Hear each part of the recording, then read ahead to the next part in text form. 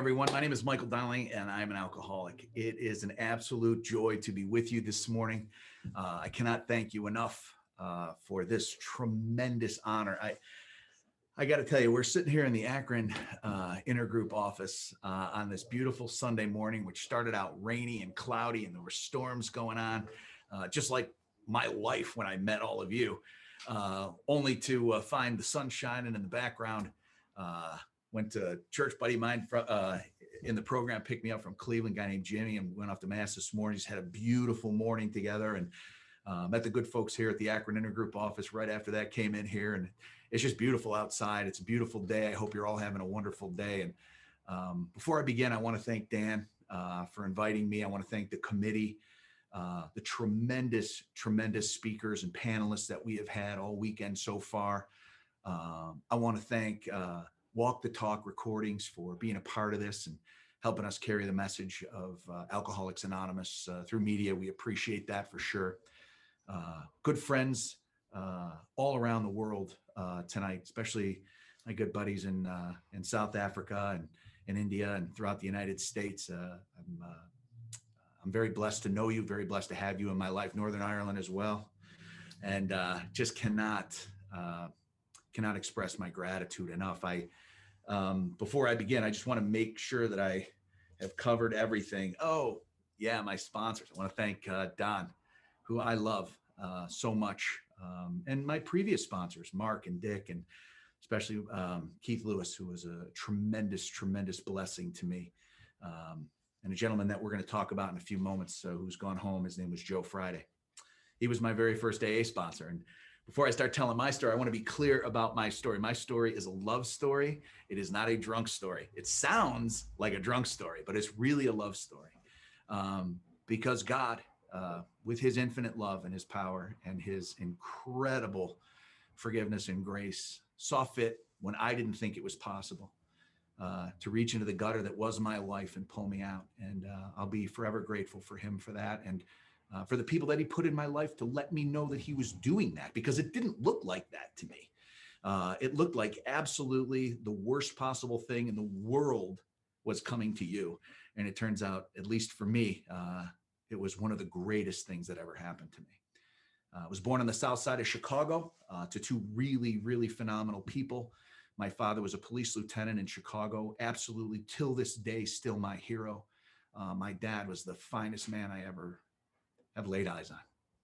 I'm wearing his cufflinks today. I'm not a jewelry guy, but I'm wearing his cufflinks and his tie tack today. This is a tie that I bought for my ma's funeral, who was next to my father. Again, one of the greatest people I've ever met in my life. They sacrificed their lives for my sister and I. They loved us with a love that only God can give. And I feel very pleased that I got to grow up in that home. Now, that isn't always the case. When you first met me a while ago, back in 1991, when I first wandered into your doors, I'm not sure I would have considered them wonderful people, but I do today. And it is absolutely true that they are and were. My dad went off to work one day when I was 6 years old, and he didn't come home. And that was pretty normal. He was a police lieutenant on the south side of Chicago, a lot of work to do there. And so he was doing the OT thing every day. And this one particular day, we could tell was a little bit different, though. My dad had an artery break in his bowel and went to the hospital. He's 42 years old. Today, they could likely fix that pretty easily, but not back in 1972. They couldn't do much about that. And my dad laid in bed and hemorrhaged to death. And everything in our world just changed. It just completely was altered. It completely was different. My mom, who, again, tremendous warrior, right? I mean, just a good, solid Irish Catholic mother, just picked up the pieces and ran, made sure that my sister and I went to good schools, made sure that my sister and I got educated, made sure that my sister and I had a roof over our head and meals on the table. And they weren't steak and lobster, man, but they were meals every single night, every single day, every single night. We had clean clothes when we got up and went off to school every day. She was a tremendous lady. But there was something broken in me. I wasn't really sure exactly how to talk about all that stuff. Didn't really have a language for it. Didn't know how to communicate any of that. The pain that was going on inside of me. I felt different than my classmates, even as far back as them. just felt really different than everybody. And one day I was probably about 12 or 13 years old, I guess, probably 13. And my friends and I were in a Central Park in Mount Greenwood neighborhood in Chicago. And this guy came by, and he was one of the coolest looking guys I had ever seen. He had a bandana on. He had a Black Doors concert t-shirt on. He had faded jeans on. And he had like a roach clip with like a peacock feather hanging off of the bandana. And he came up to us and he asked us if we did any extracurricular activities. And we weren't really sure what to say. We were a little scared of him, but still excited that he was there. He was a cool guy. And we were sitting there talking to him. And anyways, that led me down a road to where I ended up. And that door, just cracking that door open just a little bit, led me down a path that suddenly, to do more and more and more things, became easier and easier and easier to do. It gave me license in a way to continue to venture down that road. And I got to tell you, I did a lot of things I probably shouldn't have done back then. But the one thing that I found that was very consistent in my life was booze. And booze made me feel normal. I don't know about you. I don't know about anybody on the call. I don't know where you're from or what your background is. I don't know how tall you are, how much money you make, how educated you are. I don't really even care. As far as Alcoholics Anonymous and what we do, there's some key questions that I think are really important no matter where we come from. And one of those key questions was, as I mentioned earlier, my very first sponsor, Joe Friday, absolutely made it mandatory that I answer these questions for myself. We can fast forward a little bit till I was 21 years old, and I landed in Alcoholics Anonymous, and Joe and I were sitting in a coffee shop called the Crackpot. How ironic, I know, but that's the name of it. That was the name of the restaurant. And so we're sitting there having coffee, and I asked Joe to be my sponsor, and he said, "I don't know, maybe," which I thought was, less than loving, right? I mean, he should be so honored that I asked him, And what he said was, "I'll tell you what, I'll tell you my story, Mike, and then you tell me your story. And if at the end of that transaction, we think we can work together, I'll sponsor you." I said, okay. So he told me his story, and I got to be honest with you, I didn't hear a word he said. I was so interested and couldn't wait to tell him my story, that whatever he said just sort of bounced off my forehead and left the conversation. And I was writing my own. And he finished, and I started, and I got a couple of minutes into it, and boom, he just cut me off, rather abruptly, rather rudely, but he cut me off. And he said, "Mike, you have no idea what alcoholism is, do you?" And I said, "No, I know what alcoholism is. Alcoholism is about chronic drunkenness." And he said something that radically changed my life, what I view alcoholism as, and certainly therefore what I view recovery from alcoholism as.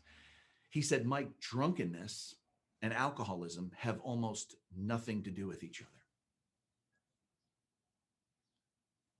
And then he sat quiet for a second, as if he wanted that question to just sort of sink, that statement to sort of sink into me. And it did. I said, "No, wait, what?" He said, "Alcoholism and drunkenness have almost nothing to do with each other." And I didn't know where he was going. And he could see that on my face. I had probably 62 or so days of sobriety at this point. And he said, "Look, I know you're new, and it's okay. And maybe there's new people on the call today. I certainly hope so.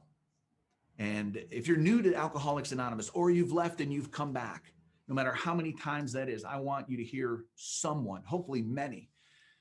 We've heard it all weekend, but I want you to hear someone say this to you. Welcome. We're glad you're here. And if you have this thing that we call alcoholism, we have a solution that works. I have personally never seen it not work. I've seen it, a lot of people attempt it and stop. I've seen a lot of people go halfway, 3/4, even 7/8 through it, stop, and it not work. But I've never seen someone consistently try, not perfectly, but consistently try. The consistent part is what they did perfectly, not the actual accomplishment of it all. They just consistently tried over and over and over, no matter how many repeated fallings they had. They consistently tried. I've never seen somebody fail who has done our program with a heart of trying, with a heart of commitment to continuing, no matter how many times it seems like the sun has just been blocked out from the sky. No matter how dark it gets, they keep trying. Never seen anybody fail in that. As Joe sat across from me, he could see sort of I didn't know what he was talking about because I was new, maybe like you are. And he said, look, Mike, in our book, we have this book, Alcoholics Anonymous. I said, yeah, I remember seeing it's a blue one. He said, yeah, that's right. It's a blue one. And he said, look, in that book, there's like a chapter at the beginning, right? And it's called The Doctor's Opinion. And in the doctor's opinion, Mike, it describes the disease of alcoholism in 3 parts. And then the rest of the book kind of explains more and more about it through experience, through people's stories, through more descriptions. He said, but that doctor's opinion is really important. You see, Mike, because if for me, and he was talking about himself here, he said, if I didn't understand what I'd have, if I didn't understand what alcoholism was and what was ailing me, I'd automatically pick a wrong solution. He said, so it's important that I rightly diagnose myself. He said, when I came, maybe like you, Mike, I thought I had a problem with drinking. He said, I didn't. I had a problem with stopping drinking, which sounds like the same thing, but it's very different. You see, Mike, in that doctor's opinion, it describes a 3-fold problem that we call alcoholism, and it begins with a physical allergy. That for some reason, and he pointed to himself, Joe pointed to himself, he said, this body, this physiology is broken. It's abnormal when it comes to booze. Now, A doesn't have an opinion on why. In many ways, A doesn't even care why. What A cares about is that true for you, Mike? Is that true for you? When you digest alcohol, what happens? I didn't really have an answer for that. I never really thought about it. It wasn't something that I even thought about, this idea of digesting alcohol. I mean, who thinks that way, right? And he began to tell his story in great detail, again, that he had just finished, that I wasn't listening to, that suddenly I was extremely interested to listen to. And he talked about how his body, no matter how much he decided he wasn't going to drink and get drunk, that he ended up drinking a little bit and then eventually drinking a lot of it and getting really drunk. I got to tell you, that mirrored my story. See, I don't know about anybody on this call, but the reason that I popped into Alcoholics Anonymous at the age of 24, in August of 91, was because I was tired of hurting people that I had loved. You see, I had a beautiful fiance in my life, and I had really, really hurt her badly.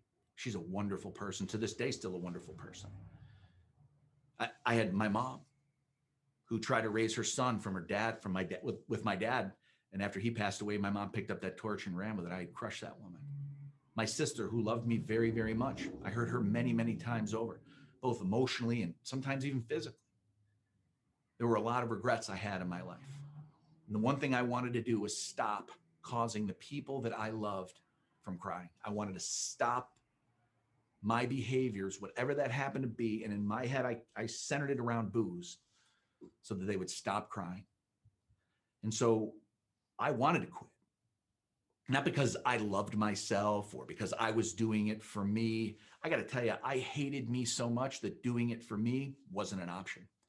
If you just said, Mike, you're going to fail if you don't do this for yourself, I'm telling you, I would have walked out believing I would have failed. Because I didn't love me. I didn't do this for me.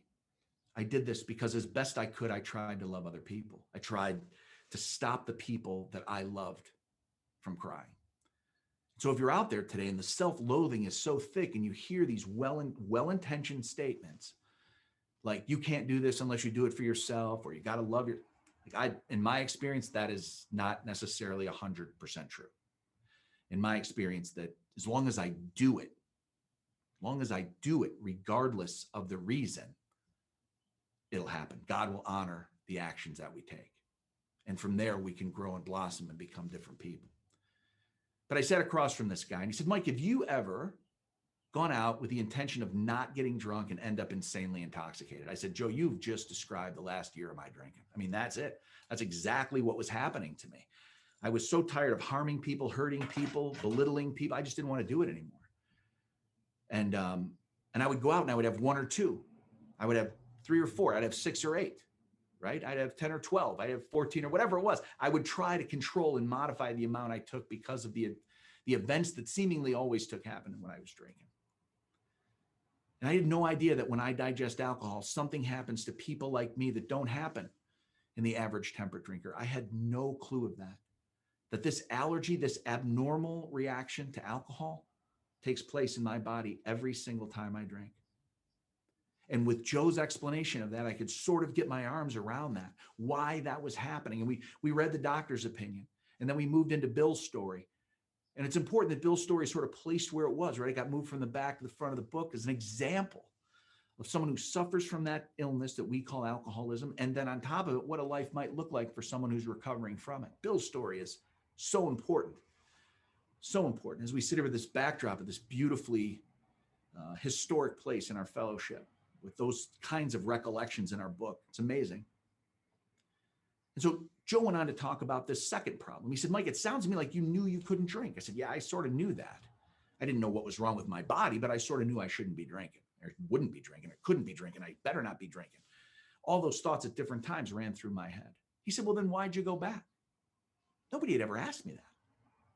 Nobody had ever asked me, why'd you go back? I don't know. I don't know. I've heard, why did you hurt me again? Why did you lie about that? I heard a lot of questions, but why, if you knew you couldn't drink successfully, why did you go back? Well, I think the easy answer is because it gave me some sense of relief. That's for sure.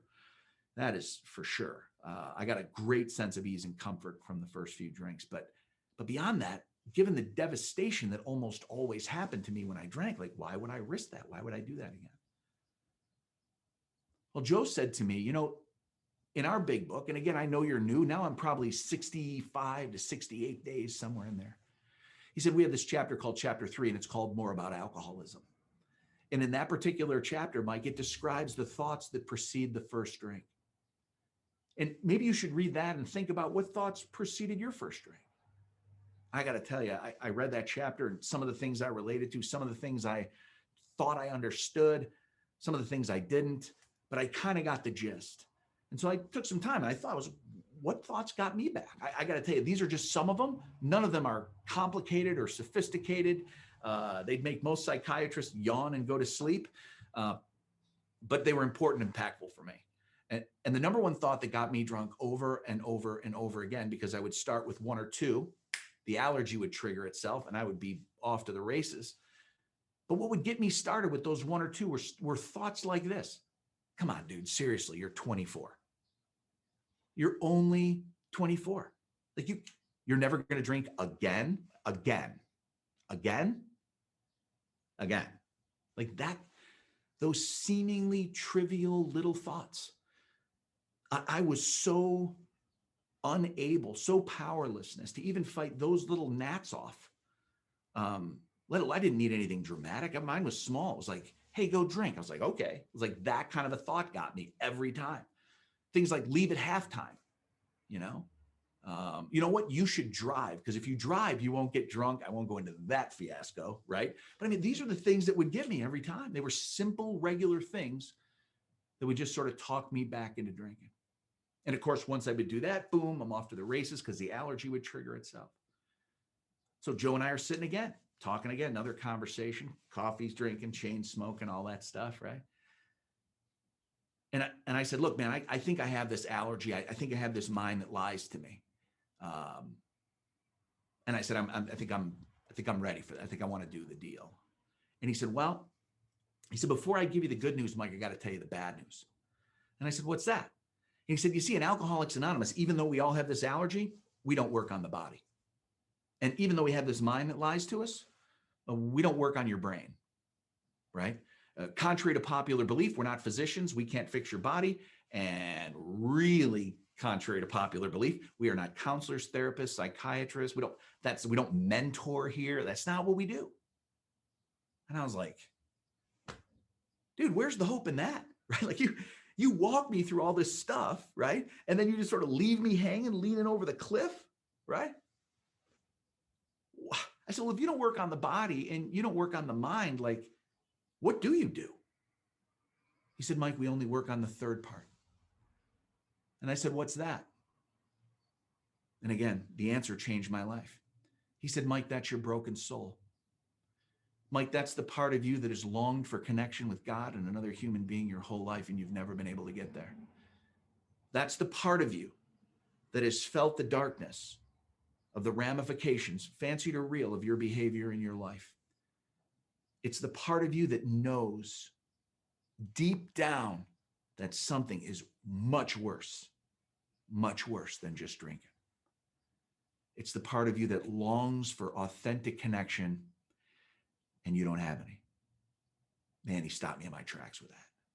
He absolutely stopped me in my tracks with that. Because he was right. He was 100% right. At least in my case, he was. And that phrase, that broken soul phrase scared me a little bit. I think he kind of saw it on my face. And he said, Mike, do you have he said, I know you have the allergy and I know you have the mind that lies to you. He says, but do you have that broken soul thing? Do you have that? And I was nervous and scared. And I just said, I don't know. Maybe. I mean, I don't know. Like I knew I did, but I didn't know how to say that. I mean, how do you say that? That phrase, broken soul, man, that fit me hand in glove. Whatever he was talking about, I knew I had it, but I couldn't say it out loud. I didn't know how to tell him. So he said, well, let me just talk to you a little bit and we'll ask you some questions and you get to answer those questions inside of yourself, right? Inside of yourself. And the first question he asked me was, Mike, is it wrong to lie? And I said, well, yeah, of course it's wrong to lie. Everybody knows that. He said, Mike, do you lie? And I was like, well, only when absolutely necessary. You know, like when someone asks me a question, like those kinds of pivotal moments, a lie is called for, right? Didn't matter what the question was. Guys, I got to tell you, I would lie about stuff I didn't need to lie about. I'd be going off to the mall and people would say, where are you going? And I'd be like, I'm going to the grocery store. Like I would lie about stuff I didn't need to lie about.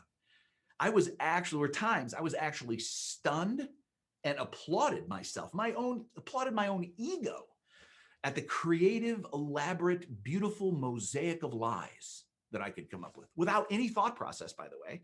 I would just open my mouth, start talking, crap would flow out of it, and I would be as stunned as the listener sometimes about that. He said, do you lie? And I said, yeah.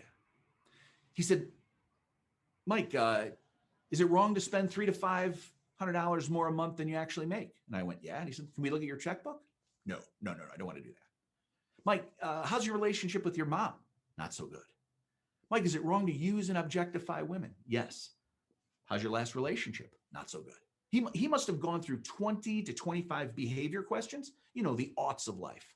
Ought I do this? Ought I do that? Should I do this? Should I do that?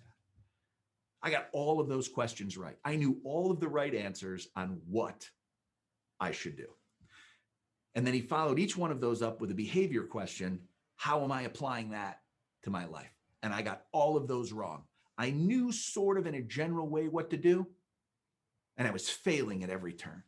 He said, Mike, in Alcoholics Anonymous, that is what we think our problem is. He says, Mike, lack of power is our dilemma, not lack of sobriety, lack of power. Mike, we have to find a power by which we could live, and it has to be a power greater than ourselves. Mike, that's pretty obvious. And I hope it's obvious to you now, Mike, that you knew what to do and lacked the power to actually apply it. Now, I'm not saying I fully knew what to do, because there's been a lot that I've learned in Alcoholics Anonymous that I could have not learned without you. So I don't claim to know everything, but I knew generally how I should be living. And I wasn't even close. No power. That was my problem. And we went into this dialogue about that. And we moved on to step 2. He said, do you have an allergy? I said, yes. Do you have a mind that lies? Yeah. Do you have a broken soul? Yeah, I got that. We went on to step 2. And the thing that Joe told me about step 2 was I was supposed to come to believe something. And that very specific thing that I was to come to believe was that a God, a power greater than myself, could actually, not theoretically, could actually restore me to sanity. And over time, as I've looked at step 2, it's become a very, very powerful step for me. I think it's a crucial step. And it's a step that personally in my recovery, I've had to go back to many, many times in my life. Because see, when I sat across from Joe and I heard his fulfilling of his own 3rd step, that idea that he was going to bear witness to those he would help me of God's power, God's love, and God's way of life, as he lived out that 3rd step that he took in my life, which he called the 12th step. I thought I was working steps 1 and 2, right? In Joe's perspective, he was working step 12 as I was receiving and trying to do 1 and 2, right? We got to this spot. See, Joe knew something that I didn't believe, that God could restore me to sanity. And I needed Joe the knower to tell me, the unbeliever, a new idea. And the new idea was this, very simply put: God could restore me to sanity. That he could. That he had the power and the willingness and the love for me to do so. I'm not sure I fully believe that, but I'll tell you what I did believe. I did believe Joe. I had heard enough of his story. I knew he felt in similar ways like I did. I knew he had had similar struggles that I had. I knew that what he said, I could trust. And so I believed Joe about Joe's belief in a God who loved me. That was all we needed. Keep moving, he said. We went down and got on our hands and knees and we said the third step prayer. And he walked me through that beautiful, beautiful last paragraph on the bottom of 62, where it talks about God being our Father and our director and our principal, and how we're his child and his agent. And when we make that deal with God, when that's the thing that happens at the top of the next page, it says, when we sincerely took such a position. What position? That God is Father, director, and principal, and we're child and agent. When God is those three things and I'm those two things, all sorts of remarkable things followed. We had a new employer. He would provide what we needed if we kept close to him, and performed his work well. And we said this prayer, and we got on our hands and knees in this clubhouse, and we said this prayer together. And while we were down there, he said, I don't want you to think for a second that you just completed step 3. And I said, well, we said the prayer. I've been in meetings and I heard that the prayer is the third step. He said, no, it's the third step prayer. That doesn't mean you did the third step by saying the prayer. He said, Mike, have you ever prayed in your past? And I got to tell you guys, I prayed a lot. I was raised in a good home. My mom and dad both taught me how to pray. I saw both my mom and dad pray regularly. I was taught all the prayers. Like it wasn't a new concept to me, right? And in my own drinking career, I've prayed next to toilet seats, right? Paul giggled yesterday afternoon about how the porcelain side of his, like, there's something beautifully cool about a sweaty forehead after 3 days of drunkenness. You just, it's just refreshing, right? I've prayed next to toilet seats. I've prayed in the back of police cars. I've prayed when all I could see of people I love were their backs because they were walking away from me. I've prayed. The problem with my prayers is I never did anything different after the prayers. I just said the prayers. You see, in Alcoholics Anonymous, we don't just have a prayer. We have a prayer and then a process. And so we say the third step prayer, and then we get off our knees and we grab a piece of paper and a pen and we start writing that 4th step under the guidance of a sponsor right out of that book. And as Chris eloquently described last night, we look at our resentments, right? We look at the people, institutions, principles with whom we were angry. We get it all down on paper. We asked ourselves why we were angry, what parts of ourselves have been affected, and then what part of ourselves contributed to that. Was it our selfishness, our dishonesty, inconsiderate behavior, self-seeking? Were we frightened? We write all that down. And I thought that was it, but it's not it. You see, in our big book, there's prayers that are attached to each of those 3 things that we look at, in resentments and in fears and in the sex conduct part of our inventory. And what's interesting, right? And I thought, oh yeah, Joe, I remember the prayers. The prayers are like when you pray for the person you resent, and then after like 14 days, it just magically vanishes, right? Well, look, I got to be honest with you. You're never going to talk me out of praying for somebody I resent. I think that's great advice. I think that's an excellent thing to do for anybody. Praying for anybody is really good advice. But I got to tell you, in the big book, it doesn't push me, at least in that first 164, it doesn't encourage me or push me to pray for the person I resent. It encourages me and directs me to pray for myself. It says, God, save me from being angry. God, show me how to show this person that I resent the same pity, patience, tolerance, and love that I would cheerfully grant a sick friend. God, change this sick heart. In some ways, it's implying that I am the chief victim of my own resentments, right? The great AA analogy. It's like I'm drinking the poison, hoping the other person dies. You know, I got to find freedom. It says that these resentments must be mastered. How about that? And then Joe said, once you're done with that, he said, we'll look down and we'll see where you checked fright, and we'll start talking about your fears and writing those down. And I did that. I wrote all those down. And in there, it talks about how we're on a different basis of living, the basis of trusting a loving God and not ourselves, not our finite selves any longer. Right? God, take away my fear. Show me who you would have me be. Bring me to the place where I can be what you want me to be instead of the demands I'm placing on my life, which are not being fulfilled. And I'm afraid, deeply afraid, that if other people see my brokenness, they'll do what I want to do, which is leave and not come back. That's what I wanted. That was the essence of all of my fears. You could sum up that whole inventory by this. I was afraid that other people would see me as I saw myself and do the very thing that I wanted to do with me, which was leave. And so I constantly, chronically pretended to be something I wasn't. Those prayers, that inventory helped me with that. And then it moved into sex conduct, right? And I thought that had everything to do with sexual activity or sexual behaviors. And certainly that's part of this, for sure. No question about it.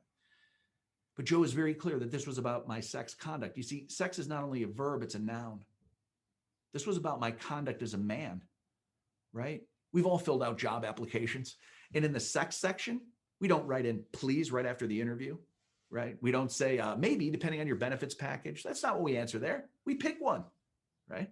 This was about my life as a man and the falsehoods that encompassed it and the ways I tried to pretend to be more important than I really was, the ways that I would hurt people to get myself to not feel emasculated at life, to try to put myself at the head of the class instead of where I felt like I was in the back of it. I didn't know that, but that's what it was.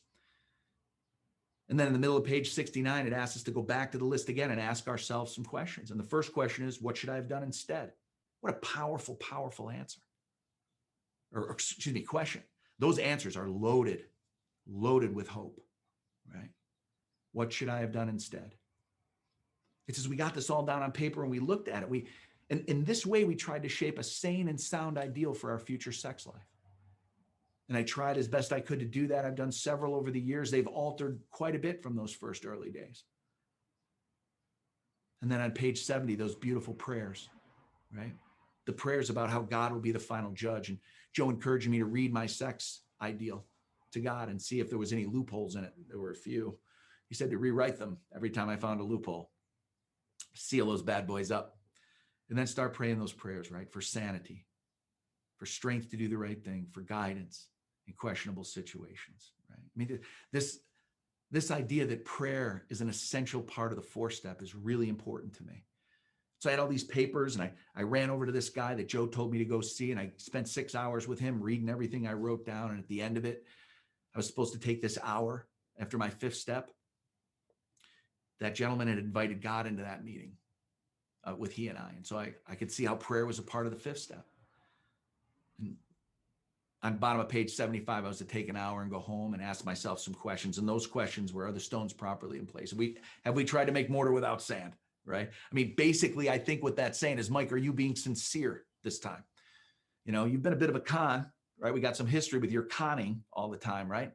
And so I think those questions were about me asking me, are you in? Are you serious about this or no? It says if we can answer to our satisfaction on the top of page 76, we then look at step 6. We've emphasized willingness as being indispensable. And basically those questions surround that about, am I willing to let God take all of me?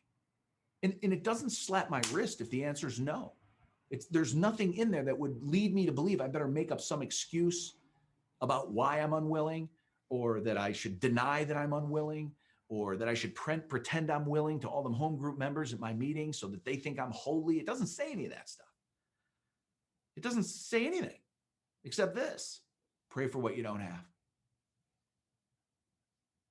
If those secret dark spots of your life, Mike, if you're unwilling to bring them to God, if you're unwilling to let God change those spots, okay.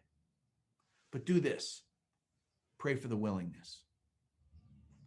Pray for the willingness that someday you will let him in to those dark closets in your mind and in your heart and in your soul. That he'll someday have entry and access into all of you. And then it moves into step 7, and we have that beautiful prayer before we jump into 8 and 9. And I got to tell you, this idea of that 7-step prayer today is it's so powerful. It's absolutely one of the most powerful principles, I think, that's in the big book. This idea that I am now ready, that you should have all of me. You see, I don't know how you had relationships. I can tell you how I had personal relationships, and they had nothing to do with all at all. They had to do with parts. They had to do with parts. You see, I could not in myself, on my own power, with how I thought about life. I don't know how to love all of someone. I can love all your good parts, and then I can get mad at you for all of your bad parts, and then I can blame you for those bad parts because I need some justification as to why I'm behaving the way I'm behaving. I cannot show you all of me so that you only see the parts I want you to see, so that you won't see the parts I regret or are ashamed of, and then you'll never be given the opportunity to love all of me. I got to tell you guys, that's exactly how I used God. That's the right word, used. You see, I didn't want God to have all of me. I wanted God to have the parts that I felt like I needed fixed so that I could be better, or that I could be maybe more successful if they were gone, or I could earn a better living, or I could be cuter, or have a full head of hair and only one chin, which you can see that didn't work out very well, right? I thought I could control what I gave God. I can't. There's a guy named C.S. Lewis. He's one of my favorite authors, and one of his great influences was a guy named George MacDonald. And MacDonald had this great line, and the great line is that God is easy to please, but hard to satisfy. Easy to please, but hard to satisfy. And MacDonald draws this analogy with fathers who watch their children take their first steps. You see, any father would be and is absolutely ecstatic at those first steps that little child takes. They're beyond themselves. They're overwhelmed with joy. And we look at that joy and we look at that response by that father and we go, that is a good father. That guy loves his kid. And that's true. That is 100% true. But imagine if that father left the child alone at that point.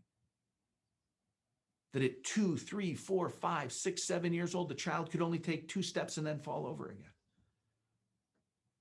You see, any good father wouldn't just be satisfied with a couple of short steps.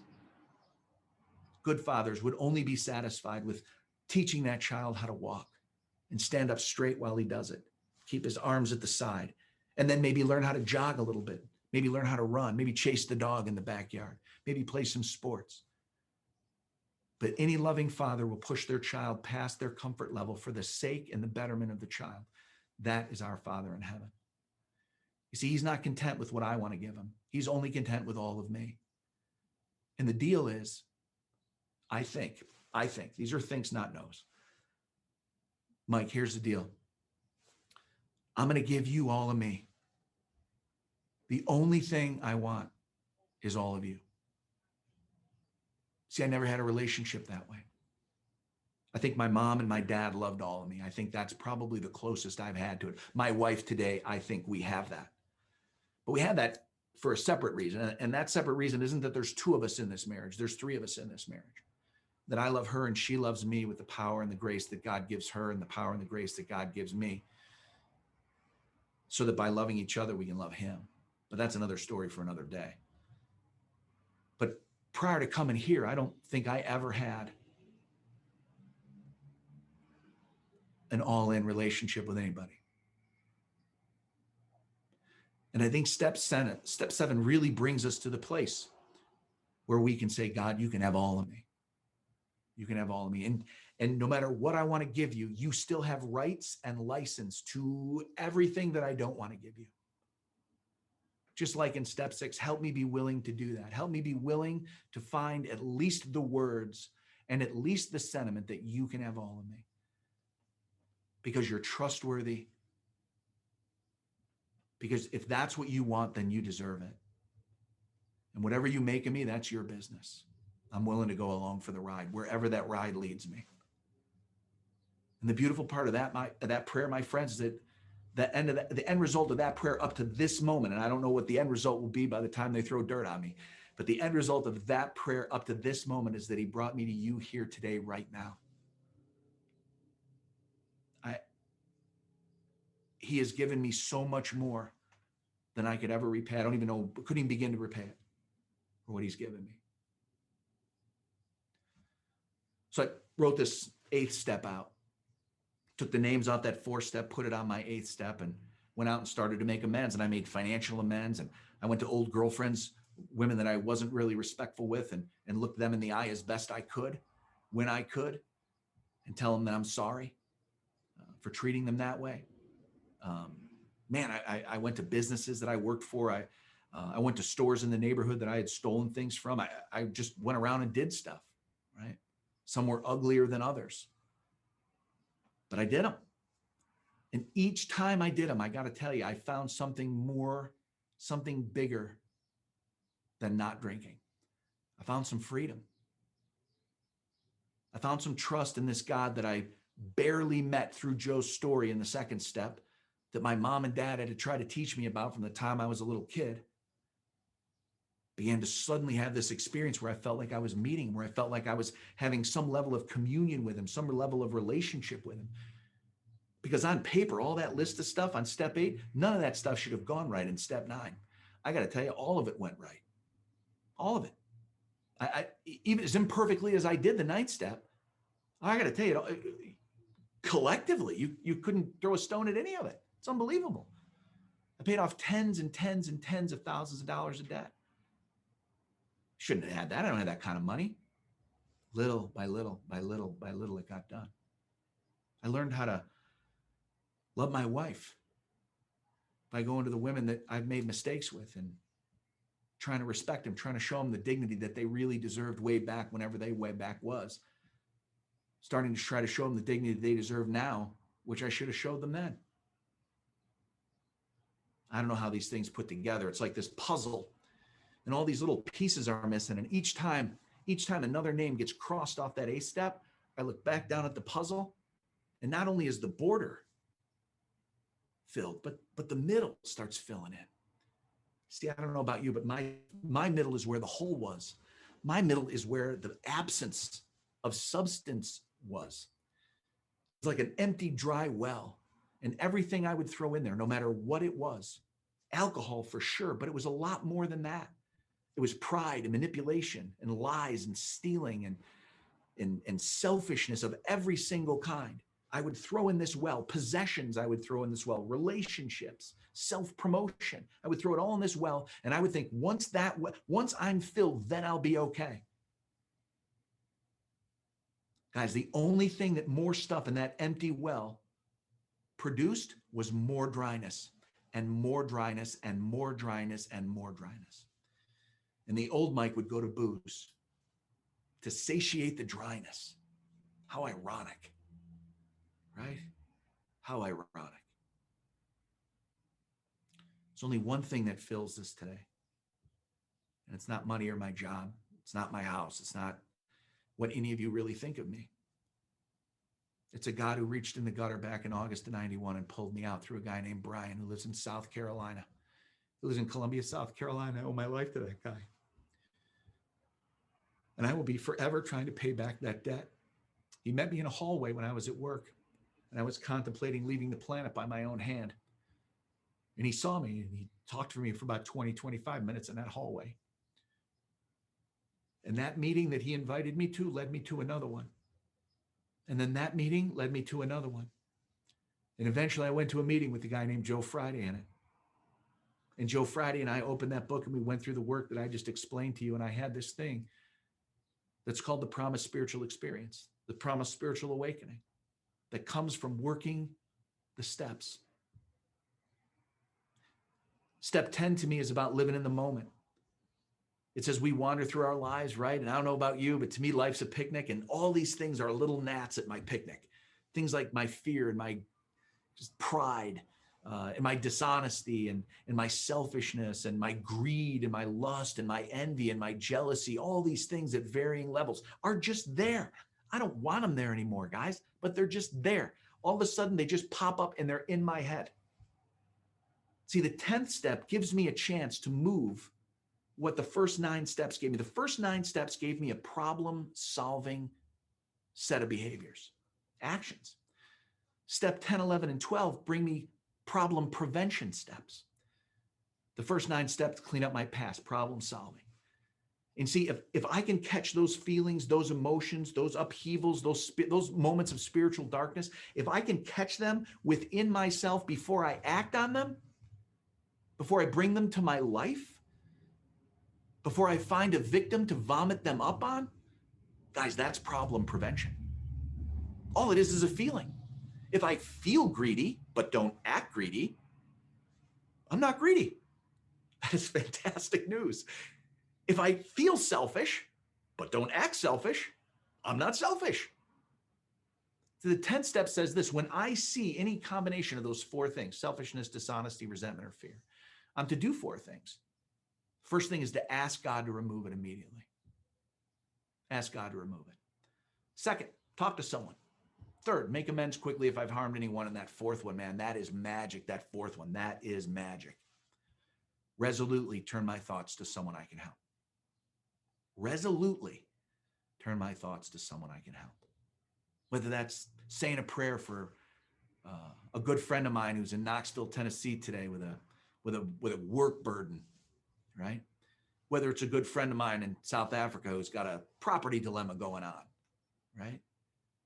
Whether it's a good friend of mine in Omaha wondering and worrying about this weekend and all that comes with it, right? Whatever that is, right? Maybe it's being a nice guy to a clerk at a store when they're out of something. Maybe it's doing anything. Certainly the 12th step in carrying our message applies there too, but it doesn't have to. It can be broader than that. So that moves me from problem solving to problem prevention. And then step 11 is about just letting that thing grow, man, throwing gas on that fire. Thomas Aquinas talks about if we want to be closer and growing in the image and likeness of our God, we need to get near him. And he uses this analogy. He says, just like if there's an open campfire and we go up really close to the campfire, the closer we get to the campfire, the more heat we feel. We can feel that heat coming off that fire. And when we turn around and walk away back into the cold, if we touch our clothes and touch our face, we can still feel the heat from the fire. To me, that's step 11. I used to think prayer was about reciting and technique and making sure that I got the right program involved in prayer. And then what I got to do, I can't just have that right technique. I got to make sure that I have the right technique, right? I got to make sure that comparatively speaking to your prayer life, mine is better, that I do it the right way and you're still sort of figuring it out. I mean, it's just crazy stuff. Guys, I got to tell you, in my experience, prayer has almost nothing to do with technique. It has everything to do with attitude and everything to do with communion. Am I seeking communion with God? Or am I just checking off things that no, I said the serenity prayer, I said the 3rd step prayer, I said the 7th-step prayer. Great, I've done my prayers for the day. Now I can walk out in the world and be a jackass, right? It has to be more than that. It has to be more than that, I think. I'm not saying God won't honor that given where we're at and all that. So I get all that. But we got to be growing somewhere, right? We got to be growing somewhere. And I think where we're called to grow is this beautiful thing that comes out of the 11th step and the 12 and 12.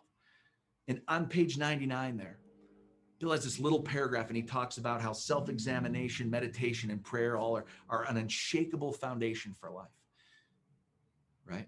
And if we're practicing that, somehow, some way we get this, what he calls a glimpse of God's will for us. You think about that, a glimpse. That's when I only heard a little bit of Joe's story. I was sitting at that table in the crack pot years ago and a little glimpse. And then I was at another meeting and I saw a little more glimpse. And then this is, and suddenly, through great sponsorship in that book and this work, and time and effort, I still get those glimpses, but they're a little bit longer. And my hope for the rest of my life is those little glimpses of gaining an understanding of who God would have me be, that glimpse turns into a glance. That small little glimpse turns into a glance where I can look at it a little bit longer. And my hope is someday when they throw dirt on me that I'll get to gaze at him forever.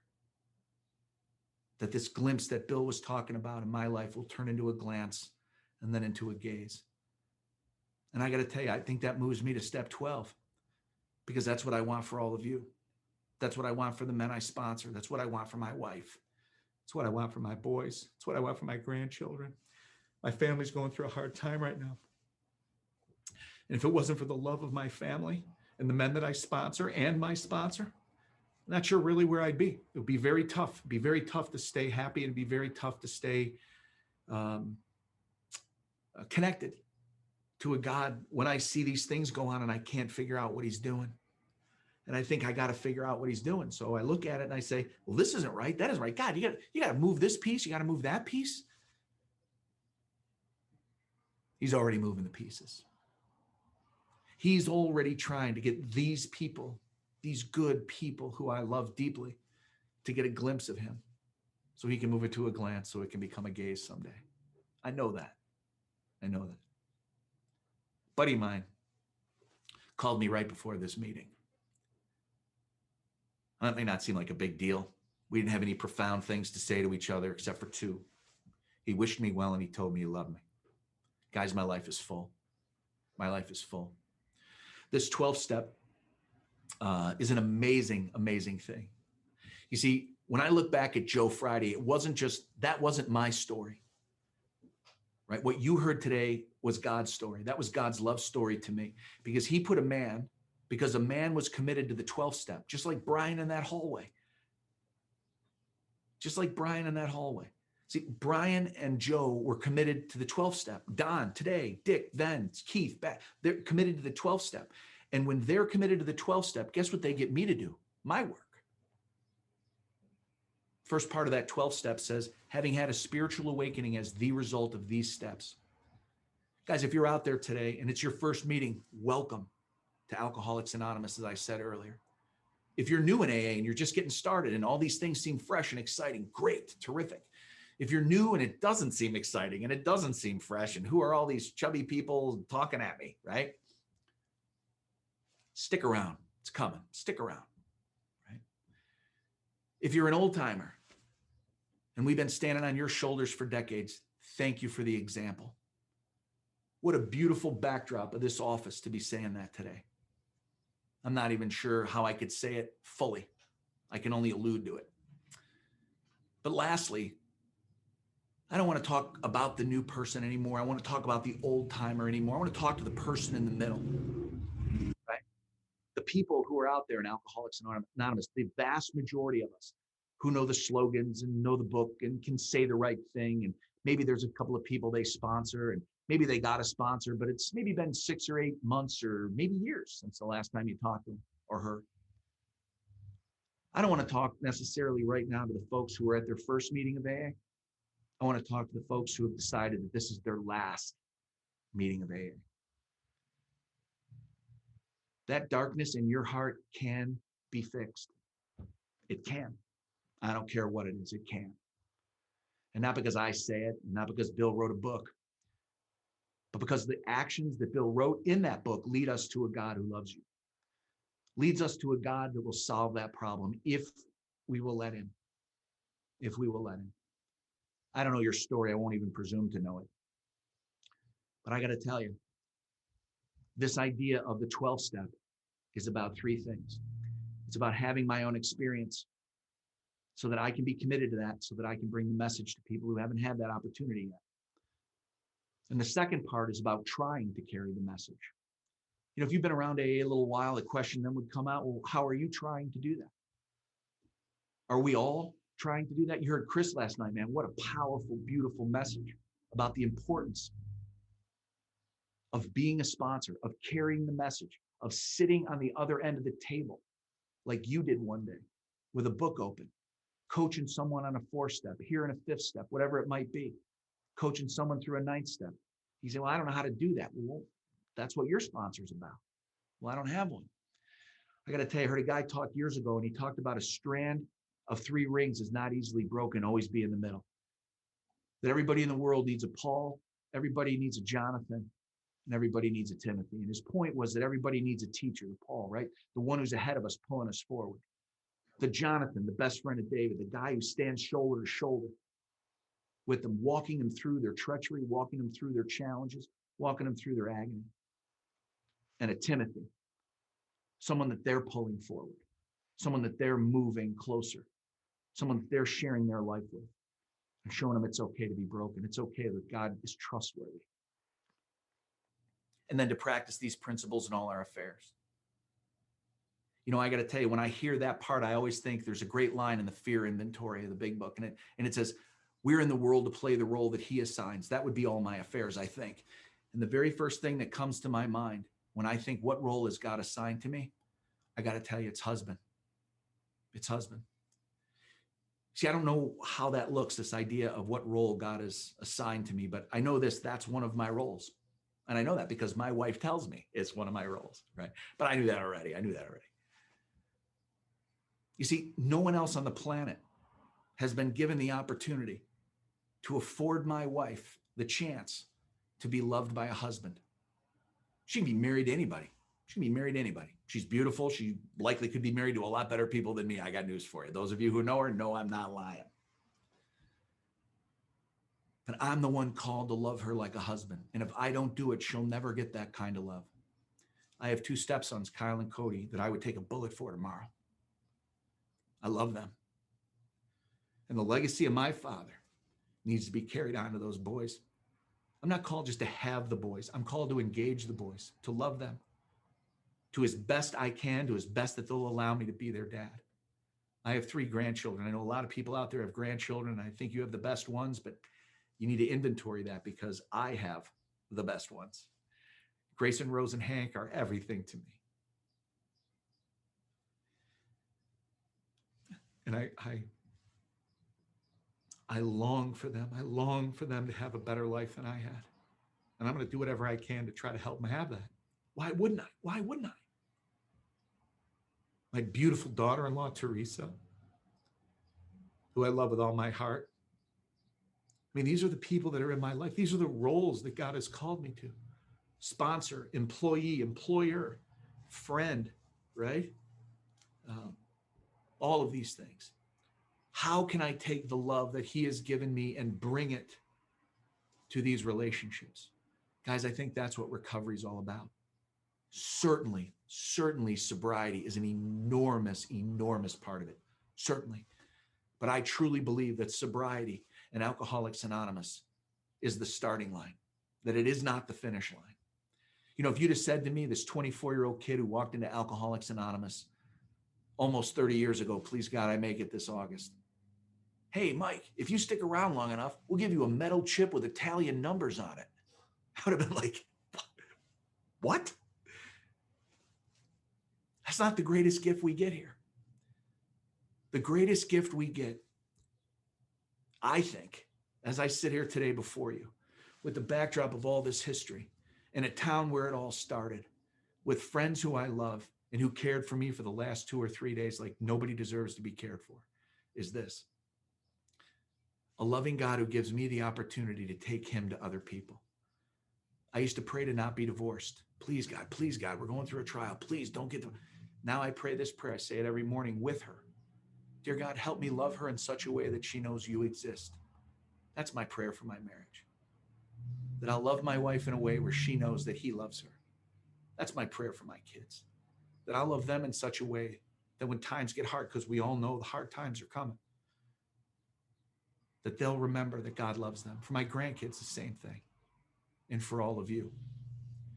I want to thank you for this opportunity. Once again, I want to thank the committee. And I want to close with this one thing. If you're out there and you're suffering, maybe this will ring true. Maybe this will help. I don't know. Maybe it won't. But for me, this whole thing reminds me of a story. But when I was 7 years old, my mom and I were walking through Toys R Us. And we came across this end unit. And there were these toys there, and they were robots. And it was from a show called Lost in Space that was very popular when I was a kid. And I wanted to be Will Robinson. He was like the kid in this story, and he'd go around the galaxies and have all these adventures. And man, I wanted to be Will Robinson. So we came around this thing, and I saw this robot, and I asked my mom to give it to me. And it was in November. And she looked at me with those Irish Catholic mother eyes and said, not today, but if you're a good boy, Santa will bring you one for Christmas. Well, she lied to me. I was a bad boy, but Santa brought one anyways because I have a good mother. And I opened that thing up and I played with it for about a week. And I got to tell you, I've had an amazing time. I mean, the couch was one planet. The stairs going into the crater was a part of the moon. I mean, I was everywhere with this thing. I was into it. And somewhere around the 5th or maybe the 6th of January, my mom ran off to this store called Woolworths and she bought some D batteries. And she shoved them into the butt end of this thing and it lit up like the 4th of July. See, I thought I had fun with that toy before it had batteries. It wasn't even close to the joy it brought me after it got power. Guys, I got to tell you, I got to submit to you, on August 27th of 1991, I walked into Alcoholics Anonymous exactly the way that toy was brought to me on Christmas Day. You see, it was brought to me, batteries not included, just like I was brought to you. And the first 9 steps of Alcoholics Anonymous was like a walk to Woolworths. It gave me the batteries that I needed to have a shot at life. Steps 10, 11, and 12, keep those batteries charged. If you're newly sober in Alcoholics Anonymous, welcome. Get a sponsor, do the work. If you're dying in Alcoholics Anonymous, God bless you, you're in my prayers. But don't let another day go by without picking up this book or picking up your phone, calling the person you know can help you. And if you don't, find someone. God loves you, he's with us, and he loves Alcoholics Anonymous. 86 years of Alcoholics Anonymous. God bless you all, and thank you for allowing me this opportunity to share a little bit about what he's done for me. Thank you so much. God bless you.